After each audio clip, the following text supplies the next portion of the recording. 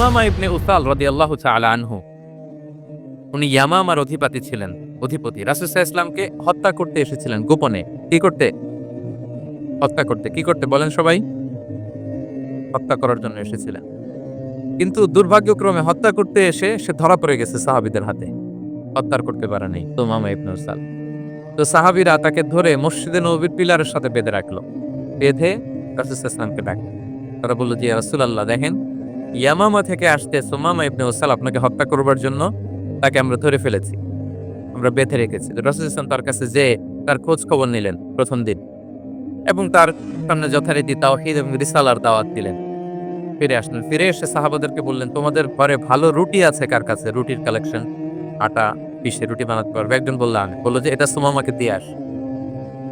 তো দিয়ে আসো। আরেকজন বলল ভালো তাজা খেজুর আছে কার কাছে? এক সাহাবী বললেন আমার কাছে। রাসূল সাল্লাল্লাহু আলাইহি ওয়াসাল্লাম বললেন যাও এটা সুমামাকে দিয়ে আস, দিয়ে আসো। এরপরের দিন রাসূল সাল্লাল্লাহু আলাইহি ওয়াসাল্লাম যে আবার ইসলামের সৌন্দর্য, মাহাসিন আহকামে শারিয়া, ইসলামের শারিয়ার যে বিউটি অফ ইসলাম, এটা তুলে ধরলেন। ইসলামের যৌক্তিকতা তুলে ধরলেন। সে অবাক হতে লাগলো যে কিরে, যুদ্ধবন্দীদের সাথে মুহাম্মদ সাল্লাল্লাহু আলাইহি ওয়াসাল্লাম এবং তার অনুসারীরা এরকম আচরণ করে? সে তো যুদ্ধবন্দী, এত সুন্দর আচরণ। তাকে আবার ইসলামের সুশীতল পানিগুলোর প্রতি আহ্বান করে রাসূল ইসলাম বাড়িতে এসে এবার নিজের যে উট আছে, উটকে যে পালে সে রাখালকে বলল, তুমি উটের দুধ দহন করে তাকে কিছু দুধ দিয়ে আসো, যাও। সুবহানাল্লাহ। আসছিল রাসূল সাল্লাল্লাহু আলাইহি ওয়াসাল্লামকে কি করতে? হত্যা করতে। তো তাকে উটের গরম দুধ দিয়ে আসা হলো। সে পেট ভরে খেলো। তৃতীয় দিন এবার রাসূল সাল্লাল্লাহু আলাইহি ওয়াসাল্লাম যে ইসলামের যে ভবিষ্যৎ, ইসলাম মানলে যে জান্নাতে থাকা যাবে, এগুলো সব বললেন এবং তাকে আরো অনেক মেহমানদারি করলেন, আপ্যায়ন করলেন। ৩ দিন যখন রাসূল সাল্লাল্লাহু আলাইহি ওয়াসাল্লাম ইসলামকে তার সামনে এভাবে প্রেজেন্ট করলেন, আপ্যায়ন করলেন, ভালো আচরণ দেখালেন, সে অবাক হয়ে গেল। আল্লাহ তাআলা তার হৃদয়টাকে নূর দিয়ে আলোকিত করে দিলেন। ৩ দিন পর রাসূল সাল্লাল্লাহু আলাইহি ওয়াসাল্লাম সাহাবীদেরকে ডেকে বললেন, যাও সুমামা ইবনে উসালের হাত পাগুলো যে রশি দিয়ে বেঁধে রেখেছো ছেড়ে দাও, রশিগুলো খুলে দাও। সাহাবারা বলেন কি ইয়া রাসূলুল্লাহ, সে তো খুনি, সুযোগ পেলেই তো অ্যাসাসিনেট করতো, তার হাতের রশি খুলে যেত আপনাকে মেরে ফেলবে। আল্লাহ রাসূল সাল্লাল্লাহু আলাইহি ওয়াসাল্লাম বললেন, না, আমি যা জানি তোমরা সেটা জানো না, যেটা বলেছি তাই করো। মসজিদে নববীর পিলারের সাথে তাকে যে বেঁধে রেখেছো, রশি খুলে দাও, হাত পা খুলে দাও। আল্লাহর হাবিব সাল্লাল্লাহু আলাইহি ওয়াসাল্লামের নির্দেশ মোতাবেক সাহাবারা ওনার হাত খুলে দিলেন, পা খুলে দিলেন। সুমামা ইবনে উসাল কারো সাথে কথা না বলে, তার বাড়ি তো ইয়ামামা, সেখানেও ফিরে গেলেন না, অন্য কোনো শহরেও গেলেন না। তিনি মদিনা থেকে অনতি দূরে একটা খেজুরের বাগান আছে, ওখানে কুয়া আছে। উনি যে ওই কুয়ার পানি দিয়ে গোসল করলেন। গোসল করে পবিত্র হয়ে মসজিদে নববীতে রাসূল সাল্লাল্লাহু আলাইহি ওয়াসাল্লামের কাছে ফিরে আসলেন আর এসেই ঘোষণা দিলেন, আশহাদু আল্লা ইলাহা ইল্লাল্লাহ ওয়া আশহাদু আন্না মুহাম্মাদার রাসূলুল্লাহ। সুবহানাল্লাহ, সুবহানাল্লাহ। তিনি বললেন যে আমি সাক্ষ্য দিচ্ছি আল্লাহ ছাড়া কোনো ইলাহ নেই, আরো সাক্ষ্য দিচ্ছি যে মুহাম্মদ আপনি আল্লাহর প্রেরিত বান্দা এবং রাসূল। সুবহানাল্লাহ পড়বেন না সবাই? এবার তিনি বললেন, মুহাম্মদ, আপনার চেহারার চাইতে অপছন্দের চেহারা পৃথিবীতে আর দ্বিতীয়টা আমার কাছে ছিল না, কিন্তু আজকের পর থেকে আপনার যে প্রিয় চেহারা, আপনার চেহারার যে প্রিয় কোনো চেহারা আমার কাছে আর নাই। ইসলামের চেয়ে অপছন্দনীয় ধর্ম আমার কাছে আর ছিল না, কিন্তু আজ থেকে ইসলামের চেয়ে পছন্দনীয় কোনো ধর্ম আমার কাছে নাই। মদিনার চেয়ে অপছন্দের শহর আমার কাছে ছিল না, তো আজ থেকে মদিনার চেয়ে কোনো প্রিয় শহর আমার কাছে নাই। উনি গমের বড় ডিলার ছিলেন, গম ব্যবসা করতেন। উনার থেকে গম নিয়ে মক্কায় মুশরিকরা চলতো। তিনি ঘোষণা দিলেন, আজকে থেকে আমার এলাকার কোনো গম মক্কায় যাবে না। এবার মক্কাবাসী পড়ছে বিপদে, গম ছাড়া তো তারা খেতেও পারবে না। তারা আল্লাহর হাবিব সাল্লাল্লাহু আলাইহি ওয়াসাল্লামের কাছে চিঠি লিখে পাঠালেন যে, মুহাম্মদ, তোমার এই যে নতুন অনুসারী, সে যদি গম না দেয় আমাদের তো অবস্থা খারাপ। তুমি দয়া করে এই গমের সাপ্লাই আবার যাতে সে চালু করে তুমি একটু বলে দাও। আল্লাহর হাবিব সাল্লাল্লাহু আলাইহি ওয়াসাল্লাম আবার সুমামা ইবনে উসালকে বলে দিলেন, আবার সে সাপ্লাই চালু করলেন। সুবহানাল্লাহ বিহামদি। এবং তিনি প্রথম তালবিয়া পাঠ করে উমরা করেছিলেন। ওনার আগে কেউ এভাবে উমরা করতে পারেন। তাহলে দেখেন, আসলো খুনি হয়ে, আসলো কি হয়ে? খুনি হয়ে, আর ফিরে গেল নবী প্রেমিক হয়ে। সুবহানাল্লাহ। এটা কিভাবে সম্ভব হয়েছে? রাসূল সাল্লাল্লাহু আলাইহি ওয়াসাল্লামের উদারতা, ভালোবাসা। ঠিক কিনা বলেন? রাসূল সাল্লাল্লাহু আলাইহি ওয়াসাল্লাম যদি কাউকে কারেকশন করতে চাইতেন, কখনো তাকে অপমান করতেন না, অন্যের সামনে তার নাম নিতেন না। নাম না নিয়ে তাকে শুধরে দিতেন। এটা দাওয়ার আরেকটা মেথডোলজি। কেউ কোনো ভুল কাজ করলে তার নাম ধরে অন্যের সামনে লজ্জিত করতেন না। আমরা কিন্তু অনেক সময় করে ফেলি, করি না? অন্যের সামনে মানুষকে কারেক্ট করি, এটা ঠিক না। The way he used to correct others, আপনি যদি সিরাতের দিকে তাকান, সুবহানাল্লাহ, কিভাবে উনি অন্যকে কারেকশন দিতেন, নাম উল্লেখ করতেন। আমরা এটা অনেক ভুল করি। আমি এজন্য খুব দুঃখিত এবং লজ্জিত। আমাদের দাওয়া অঙ্গনে আপনি ইউটিউব খুললে দেখবেন যে অনেক দায়ীরা এক দায়ী আরেক দায়ীকে তুচ্ছ-তাচ্ছিল্য করছে। তার নাম নিয়ে তাকে ছোট করা, তাকে খারিজ করা, তাকে নাকচ করা, সে জাহান্নামী, সে কাফের। সব ইসলামের ঠিকাদারি উনি একা নিজে নিয়ে বসে আছে।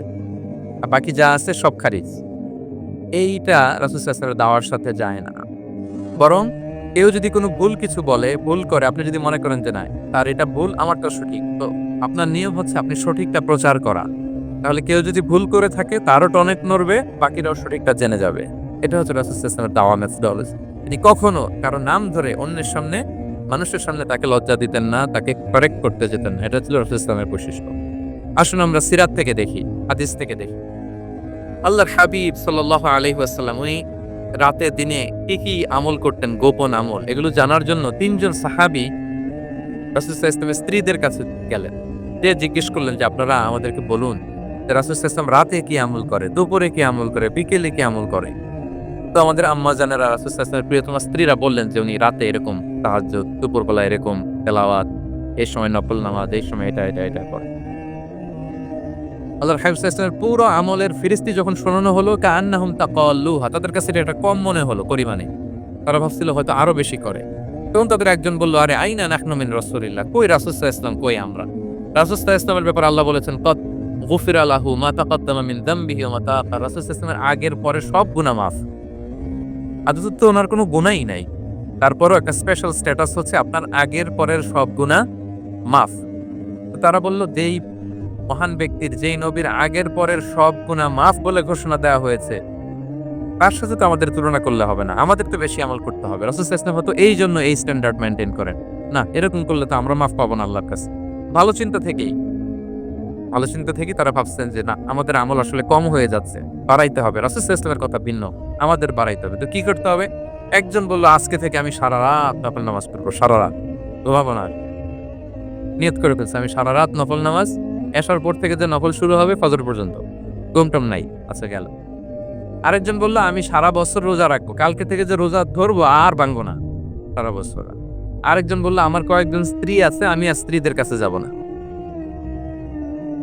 আমি এখন থেকে সন্ন্যাসী, বৈরাগী জীবন যাপন করব, আমি আর কোনো নারীর কাছে যাচ্ছি না।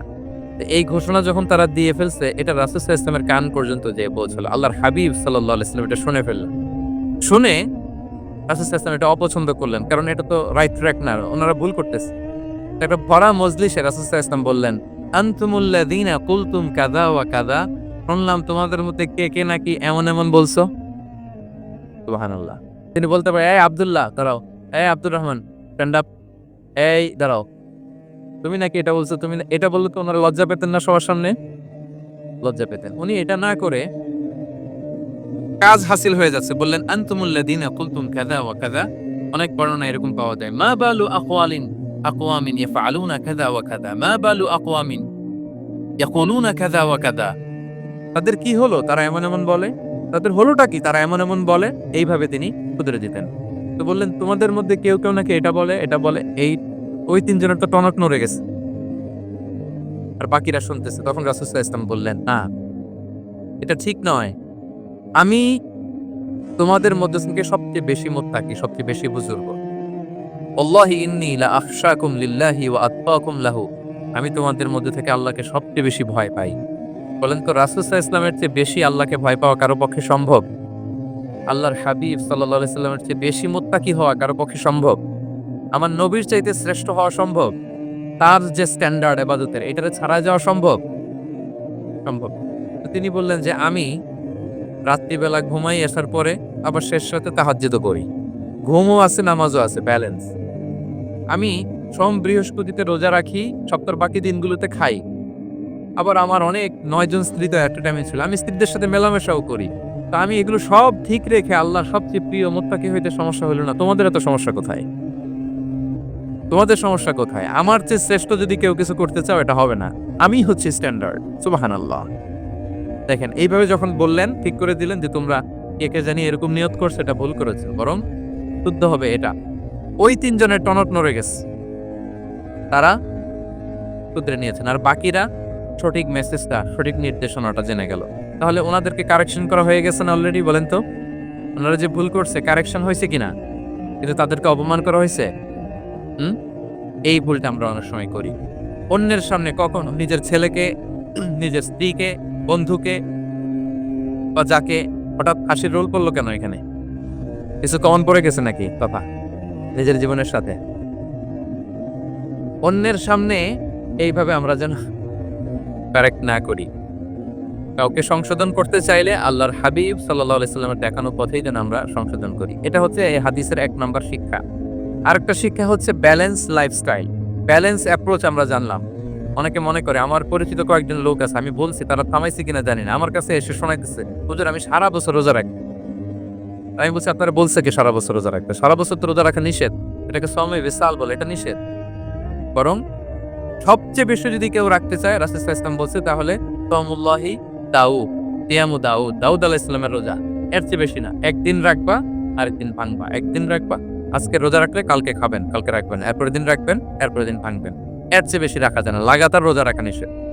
লাগাতার ৬ মাস, ৫ মাস, সারা বছর অনেকে রোজা রাখে, এটা না জানার কারণে। তাহলে এই যে ইসলামের যে ব্যালেন্স লাইফস্টাইল, এটা আমরা জানলাম। কাউকে কিভাবে শুধরে দিতে হবে, কারেক্ট করতে হবে, কারেকশনের ওয়ে, এটা আমরা জানলাম। আরেকটা হচ্ছে ইসলাম যে the combination of material and spiritual life, এইটার একটা তথ্য আমরা জানলাম যে আপনার এই দুনিয়াও লাগবে, আপনার আখিরাতও লাগবে। আপনি সব ছেড়ে দিয়ে শুধু আল্লাহর রাস্তায় চলে গেলে ওইটা ইসলাম শিখায় নাই। ইসলাম যে আমাদেরকে ফরিয়াদ শিখায়, প্রার্থনা শিখায়, রব্বানা আতিনা ফিদ দুনিয়া হাসানা ওয়া ফিল আখিরাতি হাসানা ওয়া কিনা আযাবান নার। হে আল্লাহ, আপনি দুনিয়াতেও হাসানা দেন, আখিরাতেও হাসানা দেন। আগে চাইছি কোনটা, আখিরাত না দুনিয়া? সবাই বলেন তো। রব্বানা আতিনা ফিল আখিরাতি হাসানা ওয়া ফিদ দুনিয়া হাসানা, এরকম নাকি রব্বানা ফিদ দুনিয়া হাসানা? দেখেন দুনিয়াটা আগে, দুনিয়াটা আগে। তো ব্যালেন্স, এই ভারসাম্য রাখাটা আমি আলোচনা শুরুই তো করেছি, ওয়াসাতিয়া মানে ভারসাম্যপূর্ণ। ইসলামের নেচারটা হচ্ছে ব্যালেন্সড অ্যাপ্রোচ। এটা আমরা এই হাদিস থেকে শিখতে পারি। আমাদের অনেকেরই এটাতে ঘাটতি আছে, অনেক জ্ঞানী, অনেক স্কলার, অনেক তার কিছু, কিন্তু তার মধ্যে ভারসাম্য এবং পরিমিতি বোধ নাই। পরিমিতি বোধ, ভারসাম্য, ব্যালেন্স লাইফস্টাইল, এটা অনেকে অ্যাডপ্ট করতে পারে না। এটা বছরের পর বছর সাধনা করতে হয়, অ্যাডপ্ট করে নিতে হয় নিজের সাথে। এটা দায়ীদের জন্য অনেক বড় রিমাইন্ডার। সেটা হচ্ছে আমরা যে দাওয়া দেই, এটা খেয়াল রাখতে হবে। আমি যা বলি ওটা সবার আগে অ্যাপ্লাই করতে হবে নিজের মধ্যে। আমরা অনেক সময় এটা করে ফেলি যে ভালো একটা হাদিস শুনলে, কোরআনের আয়াত শুনলে, একটা কিছু শুনলে মনে করি যে এগুলো এই সবার জন্য, মানে এটা বাদ, এখান থেকে শুরু, লাইনটা এখান থেকে শুরু, এইখান থেকে যারা আছে এই সবাই এগুলো পালন করবে, আমি এটার বাইরে। দেখুন যার সাথেই কথা বলেন তার কোনো সমস্যা, তার দোষ, তার কিভাবে সেলফ ডেভেলপমেন্ট, আত্মোন্নয়ন, আত্মশুদ্ধি, শুদ্ধাচার, এগুলো নিয়ে কথা নেই। খালি বলে এই যে কি সমস্যা রে ভাই সমাজে, জানেন শেষ হয়ে গেল দেশটা। তারপর রাজনীতিতে সমস্যা, সমাজে সমস্যা, হুজুরদের মধ্যে সমস্যা, ওদের মধ্যে সমস্যা, শুধু সমস্যা, মানে উনি সব জায়গায় সমস্যা দেখতে পায়। কিন্তু বেসিকলি আপনি যখন সমস্যা নিয়ে কথা বলবেন, সবার আগে খেয়াল করতে হবে যে ওই সমস্যায় আমি আক্রান্ত কিনা।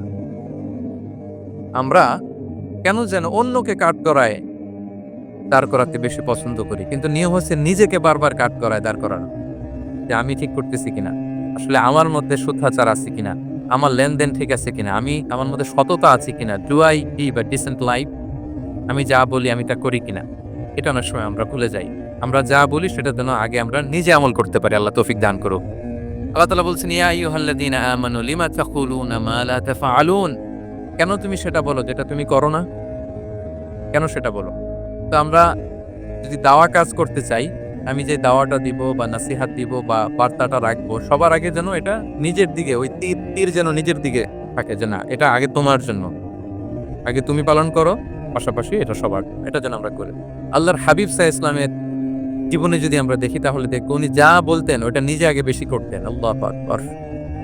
উনি ইবাদতের কথা বলতেন, আল্লাহর সামনে নিজেকে সঁপে দেওয়ার কথা বলতেন।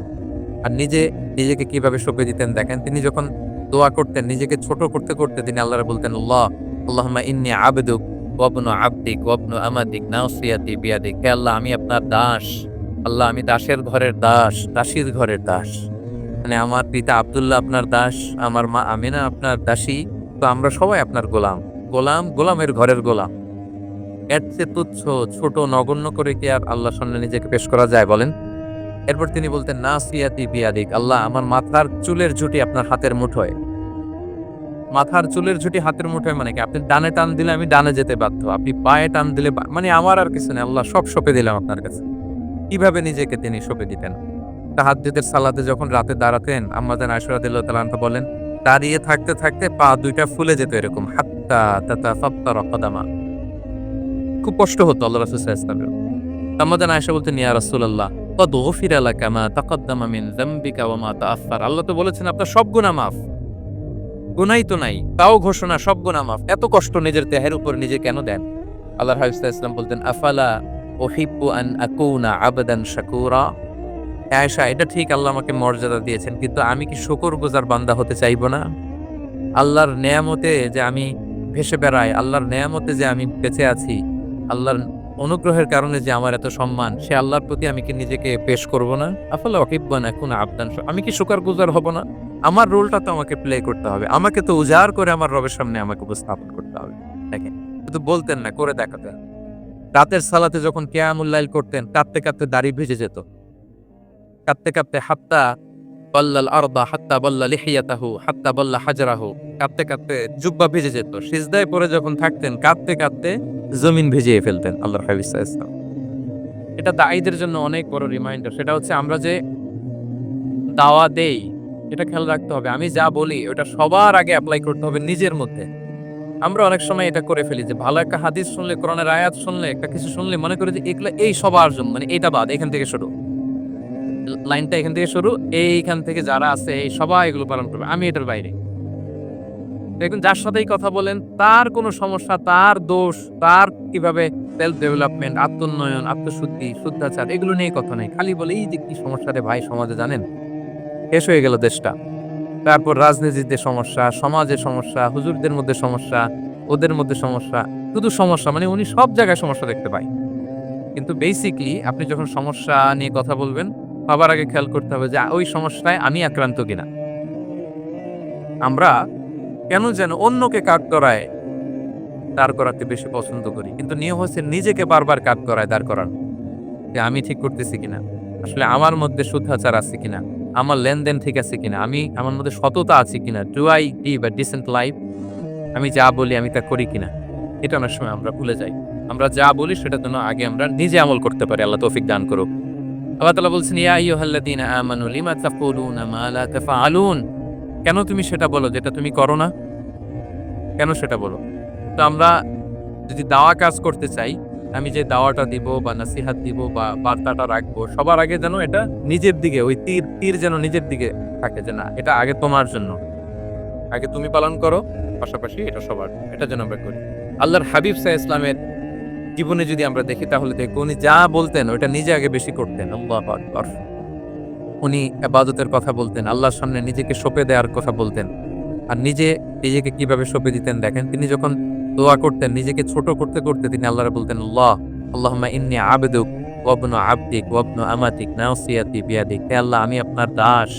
আল্লাহ, আমি দাসের ঘরের দাস, দাসীর ঘরের দাস। মানে আমার পিতা আব্দুল্লাহ আপনার দাস, আমার মা আমিনা আপনার দাসী, তো আমরা সবাই আপনার গোলামের ঘরের গোলাম। এর চেয়ে তুচ্ছ, ছোট, নগণ্য করে কি আর আল্লাহর সামনে নিজেকে পেশ করা যায় বলেন? এরপর তিনি বলতেন, নাসিয়াতি বিয়াদিক। আল্লাহ, আমার মাথার চুলের ঝুঁটি আপনার হাতের মুঠোয়। মাথার চুলের ঝুঁটি হাতের মুঠোয় মানে কি? আপনি ডানে টান দিলে আমি ডানে যেতে বাধ্য, আপনি বাঁয়ে টান দিলে মানে আমার আর কিছু নেই, আল্লাহ সব সঁপে দিলাম আপনার কাছে। কিভাবে নিজেকে তিনি সঁপে দিতেন? তাহাজ্জুদের সালাতে যখন রাতে দাঁড়াতেন, আম্মা জান আয়েশা রাদিয়াল্লাহু তাআলা আনহা বলেন, দাঁড়িয়ে থাকতে থাকতে পা দুইটা ফুলে যেত এরকম, হাত্তা তাতাফাত্তারা কদামা। খুব কষ্ট হতো আল্লাহ রাসূল সাল্লাল্লাহু আলাইহি ওয়াসাল্লামের। আম্মা জান আয়েশা বলতেন, ইয়া রাসূলুল্লাহ ক্বাদ গুফিরা লাকা মা তাকাদ্দামা মিন যামবিকা ওয়া মা তাআখার। আল্লাহ তো বলেছেন আপনার সব গুনাহ মাফ। গুনাই তো নাই, তাও ঘোষণা সব গুনাহ মাফ। এত কষ্ট নিজের দেহের উপর নিজে কেন দেন? আল্লাহর হাবিব সাল্লাল্লাহু আলাইহি ওয়াসাল্লাম বলতেন, আফালা উহিব্বু আন আকুনা আবদান শাকুরা। হে আয়েশা, এটা ঠিক আল্লাহ আমাকে মর্যাদা দিয়েছেন, কিন্তু আমি কি শুকরগুজার বান্দা হতে চাইবো না? আল্লাহর নেয়ামতে যে আমি ভেসে বেড়াই, আল্লাহর নেয়ামতে যে আমি বেঁচে আছি, আল্লাহর অনুগ্রহের কারণে যে আমার এত সম্মান, সে আল্লাহর প্রতি আমি কি নিজেকে পেশ করব না? আফালা উহিব্বু আন আকুনা আবদান আমি কি শুকরগুজার হব না? আমার রোলটা তো আমাকে প্লে করতে হবে। আমাকে তো উজাড় করে আমার রবের সামনে আমাকে উপস্থাপন করতে হবে। শুধু বলতেন না, করে দেখাতেন। রাতের সালাতে যখন কিয়ামুল লাইল করতেন, কাঁদতে কাঁদতে দাড়ি ভিজে যেত। কাঁদতে কাঁদতে হাত্তা বাল্লাল আরদা হাত্তা বাল্লা লিহিয়াতাহু হাত্তা বাল্লা হাজারাহু, কাঁপতে কাঁপতে জুব্বা ভিজে যেত। সিজদায় পড়ে যখন থাকতেন কাঁপতে কাঁপতে জমিন ভিজিয়ে ফেলতেন আল্লাহর হাবিব সাল্লাল্লাহু আলাইহি ওয়াসাল্লাম। এভাবে নিজেকে আল্লাহ তাআলার সামনে পেশ করতেন। তো আমরা যারা দাওয়া অঙ্গনে কাজ করি, এটা খুব পিচ্ছিল পথ, এটা খুবই পিচ্ছিল। আমাদের খেয়াল রাখতে হবে যে আমি যা বলি এটা আমি করি কিনা। এটা দায়ীদের জন্য চ্যালেঞ্জিং। নিজে একটা ডিসেন্ট লাইফ লিড করা, তার নিজের মধ্যে সততা থাকা, নৈতিকতা থাকা, মোরালিটি, এথিক্স, ভ্যালিউজ নিয়ে যে আমরা বলি, ওই ভ্যালিউজের প্র্যাকটিস যেন আমাদের মধ্যে থাকে। আল্লাহ তাআলা আমাদেরকে তৌফিক দান করুক, আমরা পড়ি আমিন। ৯ নম্বরে হচ্ছে কনসিডারেট হওয়া। রাসূল সাল্লাল্লাহু আলাইহি ওয়াসাল্লাম খুবই কনসিডারেট ছিলেন। এটা খুব গুরুত্বপূর্ণ, খেয়াল করে শুনুন। কনসিডারেট মানে খুব উচ্চ বিবেকবোধ সম্পন্ন ব্যক্তিত্ব, খুব বিবেকবোধ সম্পন্ন। আমাদের অনেকের মধ্যে এটা, আমাদের অনেকের সেন্স কাজ করে না। আল্লাহর হাবিব সাল্লাল্লাহু আলাইহি ওয়াসাল্লাম হি ওয়াজ এ ম্যান অফ 6 সেন্সেস। ৬টা সেন্স ওনার কাজ করতো। সুবহানাল্লাহ, সুবহানাল্লাহ। কথা বলতেছেন, ওদিকে কি হচ্ছে, ওদিকে সব একসাথে এট এ গ্ল্যান্সে তিনি মেইনটেইন করতেন। সুবহানাল্লাহ। এই উচ্চ বিবেকবোধ সম্পন্ন হইতে হবে দায়ীদের। রাসূল সাল্লাল্লাহু আলাইহি ওয়াসাল্লাম নামাজ পড়াচ্ছেন, পিছনে বাচ্চার কান্নার আওয়াজ, নামাজ ছোট করে দিয়েছেন। একেবারে ছোট, শর্ট করে সিজদা, রুকু, মানে যতটুকু না হলেই না, অতটুকু করে নামাজ শেষ। জিজ্ঞেস করা হলো কেন? বললেন যে আমি দেখলাম একটা ছোট বাচ্চা কাঁদছে, এই বাচ্চার মায়ের বোধহয় খুব কষ্ট হয়ে যাচ্ছে পেছনে। বাচ্চাটাকে সামলাতে মহিলাদের প্রেয়ার হলে মাটার বোধহয় খুব কষ্ট হচ্ছে, এজন্য আমি নামাজটা একটু শর্ট করে দিয়েছি। সুবহানাল্লাহ। আমরা নামাজে দাঁড়ালে দিন দুনিয়ার হুঁশ নেই, কি হচ্ছে না হচ্ছে। না, আপনার সব খেয়াল রাখতে হবে। কি হচ্ছে? You are a leader, you are a দায়ী, আপনাকে এটা খেয়াল রাখতে হবে। রাসূল সাল্লাল্লাহু আলাইহি ওয়াসাল্লাম এরকম উচ্চ বিবেকবোধ সম্পন্ন লোক ছিলেন। মুআয ইবনে জাবালকে এক জায়গার মদিনার পাশেই ইমাম করে পাঠালেন, ইমাম। তো ওই এলাকার মুসল্লিরা ছিলেন শ্রমজীবী, ইজিবি, শ্রমজীবী। ওনারা উট দিয়ে পানি নিয়ে খেজুর গাছে পানি সেচ দিত, তারা খুব কষ্ট করে সারাদিন। তো উনি মাগরিবের নামাজে একদিন নামাজ শুরু করলেন, আল্লাহু আকবার বলে সূরা ফাতিহার পরে উনি সূরা বাকারা শুরু করলেন। কোন সূরা? কোরআনের সবচেয়ে ছোট সূরা নাকি? হ্যাঁ, আয়াতটা তো সবচাইতে বড় সূরা। তো উনি হয়তো একটা খুব মানে চিল মুডে আছেন, একটা খুব ভালো মুডে আছেন, ইবাদতের একটা মুডে আছেন। উনার আবেগ থেকে উনি হয়তো সূরা বাকারা শুরু করে দিয়েছেন, তেলাওয়াত করে করে মজা পাচ্ছেন, করতেছেন। কিন্তু পিছনে মুসল্লিরা হচ্ছে শ্রমজীবী, সারাদিন খেতে খামারে খেজুর বাগানে কাজ করে ওনারা নামাজ করতেছেন। এক তো নামাজ ছেড়ে দিচ্ছে, ছেড়ে দিয়ে নিজেরা নামাজ করে আল্লাহর হাবিব সাল্লাল্লাহু আলাইহি ওয়াসাল্লামের কাছে যে বিচার দিলেন যে রাসূলুল্লাহ দেখেন এমন একজনকে ইমাম হিসেবে পাঠালেন, উনি মাগরিবের নামাজ শুরু করছে সূরা বাকারা দিয়ে। আমরা হচ্ছে শ্রমজীবী মানুষ, আমরা কি পারি এত সময় দাঁড়িয়ে থাকতে? রাসূল সাল্লাল্লাহু আলাইহি ওয়াসাল্লাম খুব রেগে গেলেন, খুব। মুআয ইবনে জাবাল রাদিয়াল্লাহু তাআলা ওনাকে ডেকে পাঠালেন। ডেকে কি শব্দ ইউজ করছে জানেন? উনি বললেন, আফাত্তানুন আনতা ইয়া মুআয। ফাত্তান মানে ফিতনাবাজ। এ মুআয, তুমি কি সমাজে ফিতনা ছড়াচ্ছ? তোমাকে পাঠালাম সেখানকার ইউনিটি ধরে রাখতে, ইমাম হয়ে নামাজ পড়াবা, তালিম দিবা। আফাত্তান আনতা ইয়া মুআয, তুমি ফিতনা ছড়াচ্ছ? তুমি কেন সাব্বিহ ইসমা রাব্বিকাল আ'লা তোমার মুখস্থ নেই? ওয়াশ-শামসি ওয়া দুহাহা মুখস্থ নেই? হাদিসে দুইটা সূরার কথা, যে এই সাইজের সূরাগুলো পারো না তুমি, এগুলো দিয়ে নামাজ পড়াও যাতে ওদের কষ্ট না হয়। ওরা তো শ্রমজীবী সাহাবী, ওদের দিকে তো তোমার খেয়াল রাখতে হবে, কনসিডারেট হতে হবে। সুবহানাল্লাহ। দেখেন রাসূল সাল্লাল্লাহু আলাইহি ওয়াসাল্লাম ইমামকে এনে শাসন করলেন, বুঝিয়ে বললেন যে না, তোমাকে ছোট ছোট সূরায় নামাজ পড়াতে হবে যাতে করে কষ্ট না হয়। এবং রাসূল সাল্লাল্লাহু আলাইহি ওয়াসাল্লাম কাউকে কোনো দায়িত্ব দিয়ে কাজে পাঠালে ওনার বিখ্যাত একটা বাণী তিনি বলে দিতেন। আমার ভেরিফাইড যে ফেসবুক পেজের কভার ফটোতে দেখবেন এই হাদিসটা দেয়া। সেটা হচ্ছে তিনি কাউকে কোনো দায়িত্ব দিয়ে পাঠালে তিনি বলতেন, বাশশিরু ওয়ালা তুনাফফিরু, ইয়াসসিরু ওয়ালা তুআসসিরু। মানে তোমরা মানুষকে সুসংবাদ দিও, মানুষকে দিন থেকে ভাগিও না, দিনকে সহজ করে উপস্থাপন করো, দিনকে জটিল করে মানুষের সামনে উপস্থাপন করুন। আমরা এটা ভুল করি, এত কঠিন ভাবে উপস্থাপন করি, ভাবে যে কঠিন করে উপস্থাপন করতে পারলেই বোধহয় ওনার ক্রেডিট। এরকম একটা মানসিকতা অনেকের আছে। কোনো মুফতি যদি এমন কোনো ফতোয়া দেয় যেটা সমাজের অধিকাংশ মুসলিম চেষ্টা করেও মানতে পারতেছে না, কঠিন হয়ে যাচ্ছে, তার মানে something is missing in the ফতোয়া, something is missing in the legal opinion, and the মুফতি should revise the issue again and again. তাকে আরো মুফতিদের সাথে রিভাইজ করতে হবে, আরো কিভাবে জীবন ঘনিষ্ঠ করে মাসালাটা দেয়া যায় তাকে এটা ভাবতে হবে। কারণ আল্লাহ দিনের মধ্যে জটিলতা রাখেননি, কাঠিন্যতা রাখেননি। আমরা দিনকে কঠিনভাবে মানুষের কাছে উপস্থাপন করি, মানুষকে ভয় দেখাই, আমরা হতাশ করি, দিন থেকে ভাগাই। রাসূল সাল্লাল্লাহু আলাইহি ওয়াসাল্লাম বলেছেন, খবরদার দিন থেকে ভাগিও না, সহজ করে মানুষের কাছে উপস্থাপন করো। দিনকে জটিল করে মানুষের কাছে উপস্থাপন করবে না। তো তাহলে কনসিডারেট ছিলেন রাসূল সাল্লাল্লাহু আলাইহি ওয়াসাল্লাম, খুব উচ্চ বিবেকবোধ সম্পন্ন ব্যক্তি ছিলেন। একবার মাগরিবের সালাতে অথবা এশার সালাতে হাদিসে এসেছে যে ইহদা সলাতাইল ইশা মানে মাগরিব অথবা এশায় হাসান হুসাইন রাদিয়াল্লাহু তাআলা আনহুকে নিয়ে তিনি নামাজে গেলেন। নামাজের এক পর্যায়ে সিজদারত অবস্থায় ওনার নাতি হাসান রাদিয়াল্লাহু তাআলা আনহু ওনার কাঁধের উপরে চেপে বসলেন। দীর্ঘ সেজদা দিলেন। এরপর যখন নামাজ শেষ করলেন, সাহাবারা বললেন, ইয়া রাসূলুল্লাহ, এত লম্বা সেজদা দিতে তো কখনো দেখি নাই। নামাজে কি অসুস্থ হয়ে গেলেন নাকি? অথবা নামাজ চলা অবস্থায় কি কোরআনের আয়াত নাজিল হলো নাকি? রাসূল সাল্লাল্লাহু আলাইহি ওয়াসাল্লাম বললেন, কুল্লু যালিকা লাম ইয়াকুন, একটাও না, বরং ওয়ালাকিন ইবনি ইরতাহালানি, আমার নাতি আমার কাঁধে উঠছিল। ফাকারিহতু আন উআজ্জিলাহু হাত্তা ইয়াকদিয়া হাজাতা, আমি সিজদায় উঠতে গেলেই তো ও যে খেলতেছে এটা ডিস্টার্ব হয়ে যাবে। তো ওর যতক্ষণ না ওর খেলা শেষ না হয় আমি একটু ওয়েট করতেছিলাম। তার খেলাধুলা শেষে তার সময় যখন হয়েছে নেমে গেছে, আমি তখন সিজদা থেকে মাথা উঠিয়েছি। কি কনসিডারেট ছিলেন দেখেন, কি উচ্চ বিবেকবোধ সম্পন্ন। অন্যের যাতে কষ্ট না হয়, অন্যের যে কোনো কনসার্ন, এগুলো সব তিনি খেয়াল রাখতেন। তো দাঈদের এরকম সিক্স সেন্সের অধিকারী হওয়ার চেষ্টা করতে হবে। আল্লাহ তাআলা আমাদেরকে তৌফিক দান করুক। কয়টা গেল? 9টা। আর একটা সর্বশেষ, এটা খুব গুরুত্বপূর্ণ, আপনাদের সাথে খুব রিলেভেন্ট, খুবই রিলেভেন্ট, মনোযোগ দিয়ে শুনুন। সেটা হচ্ছে প্রপার টাইমিং ফর দাওয়া। দাওয়ার জন্য টাইমিংটা খুব গুরুত্বপূর্ণ। প্রপার টাইমে যদি দেন, ওটা ক্লিক করবে, ওটা স্পার্ক করবে।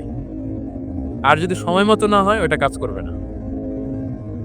প্রপার টাইমে প্রপার দাওয়াটা দিতে হয়, সঠিক সময়ের অপেক্ষা করা, যখন সেই সময়টা আসছে তখন দাওয়া দেওয়া। বুঝতে পেরেছেন না ব্যাপারটা? একটা ছোট্ট উদাহরণ দেই। এক ইহুদি কিশোর রাসূল সাল্লাল্লাহু আলাইহি ওয়াসাল্লামের খেদমত করতো। ইহুদি কিশোর, কোন ধর্মের কিশোর বলেন তো? ইহুদি কিশোর। প্রায় আসতো, রাসূল সাল্লাল্লাহু আলাইহি ওয়াসাল্লামের কাছে আসতো, রাসূল সাল্লাল্লাহু আলাইহি ওয়াসাল্লামের সেবা করতো, কিন্তু তাকে কখনো রাসূল সাল্লাল্লাহু আলাইহি ওয়াসাল্লাম দিনের দাওয়াত দেন নাই। ছেলেটা ইহুদি, কিন্তু তার সামনে কখনো দিনের দাওয়াত তিনি দেন নাই। একদিন দেখে যে ওই ছেলে আসে না, লাগাতার এরকম কয়েকদিন যাবত ওই ছেলে আর আসে না। তখন রাসূল সাল্লাল্লাহু আলাইহি ওয়াসাল্লাম খোঁজ নিলেন যে কি হয়েছে। তখন রাসূল সাল্লাল্লাহু আলাইহি ওয়াসাল্লাম শুনতে পেলেন যে ছেলেটা অসুস্থ। ছেলেটা কি অসুস্থ। আল্লাহর হাবিব সাল্লাল্লাহু আলাইহি ওয়াসাল্লাম তার বাসায় গেলেন, যে দেখলেন যে বিছানায় পড়ে আছে ছেলেটা।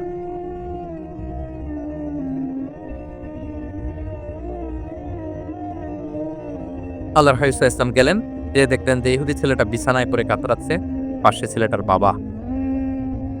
রাসূল সাল্লাল্লাহু আলাইহি ওয়াসাল্লাম তার মাথায় হাত বুলিয়ে দিলেন, তার খোঁজখবর নিলেন। এবার রাসূল সাল্লাল্লাহু আলাইহি ওয়াসাল্লাম বললেন, আসলিম, মানে ইসলাম ধর্ম গ্রহণ করো। ফানাযারা ইলা ওয়াজহি আবি, ইহুদি ছেলেটা তার বাবার চেহারার দিকে তাকালো যে দেখি আব্বা কি বলে।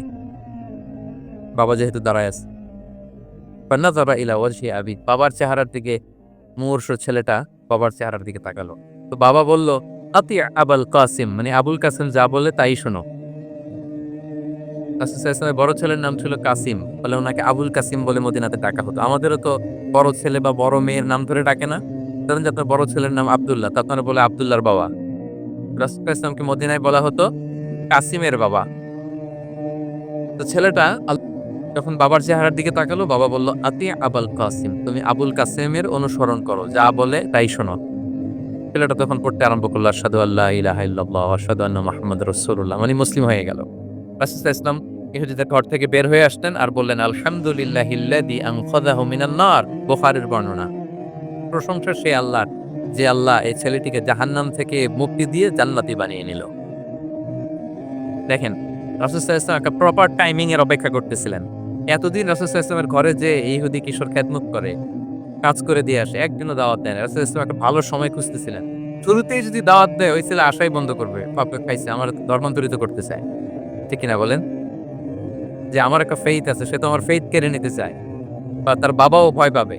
রাসূল সাল্লাল্লাহু আলাইহি ওয়াসাল্লাম যখন অনেকদিন তার সাথে মিশলেন, রাসূল সাল্লাল্লাহু আলাইহি ওয়াসাল্লামের ব্যক্তিত্ব, রাসূল সাল্লাল্লাহু আলাইহি ওয়াসাল্লামের কথাবার্তা, আচরণ, মানসিকতা সব দেখে যখন এই ইহুদি ছেলে তার বাবা ইমপ্রেসড, এবং ছেলেটা শুয়ে আছে বিছানায় মুমূর্ষু, এই প্রপার একটা টাইমিং এর অপেক্ষা রাসূল সাল্লাল্লাহু আলাইহি ওয়াসাল্লাম ছিলেন। যখনই সেই সময়টা এসেছে, রাসূল সাল্লাল্লাহু আলাইহি ওয়াসাল্লাম দাওয়াত দিলেন, মুহূর্তের মধ্যে ক্লিক।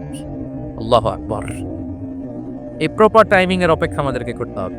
এই সুযোগটা কিন্তু আপনাদের আছে। আমি শুরুতেই বলেছি যে ডক্টরস যারা, তাদের কাছে মানুষ কখন আসে? সুদিনকালে না দুর্দিনকালে? বলেন, তার বিপদ এর চেয়ে বড় বিপদ নাই। ক্যান্সার নিয়ে আসছে, ডায়াবেটিস নিয়ে আসছে, অসুস্থ, অসহায়, মানে ভাবখানা এমন, আপনি ছাড়া তার আর কোনো গতি নাই। ঠিক কিনা বলেন? এই প্রপার টাইমে যখন আপনি মনে করবেন যে now it's high time to give দাওয়া, জাস্ট ডু ইট। যখন মনে করবেন যে না এখন একটা সুন্দর সময়, এখন বললে এটা কাজে দিবে, ওই সময়টাকে আপনি কাজে লাগান। তাহলে দাওয়া মেথোডোলজি সর্বশেষ পয়েন্ট হচ্ছে প্রপার টাইমিং ফর দাওয়া। যখন দাওয়া দিলে কাজে লাগবে ঠিক তখন দিতে হবে। কি পারা যাবে তো ইনশাআল্লাহ? আল্লাহ তাআলা আমাদের সবাইকে তৌফিক দান করুন। তাহলে প্রিয় ভাইয়েরা, আমি একটু রিভাইজ করি আপনাদের সাথে কি নিয়ে কথা বললাম। প্রথমে আমরা বলেছি যে আমাদের মধ্যমপন্থী হইতে হবে। বাড়াবাড়িও করা যাবে না, ছাড়াছাড়িও করা যাবে না। আমরা কোথায় থাকবো? মাঝামাঝি, মাঝামাঝি। এরপরে আমরা বললাম ওরাল দাওয়ার চেয়ে প্র্যাকটিক্যাল দাওয়া, লিভিং দায়ী হইতে পারলে ওটার ইফেক্ট অনেক বেশি। এরপর আমরা আল্লাহর হাবিব সাল্লাল্লাহু আলাইহি ওয়াসাল্লামের সিরা এবং সুন্নাহ থেকে 10টা মেথোডোলজি, দাওয়া মেথোডোলজি আলোচনা করেছি। তার প্রথমটা ছিল ভেরি সফট এন্ড মাইল্ড। তাহলে ল্যাঙ্গুয়েজটা সফট এন্ড মাইল্ড হতে হবে। 2 নাম্বার, কোশ্চেন থ্রো করতে হবে।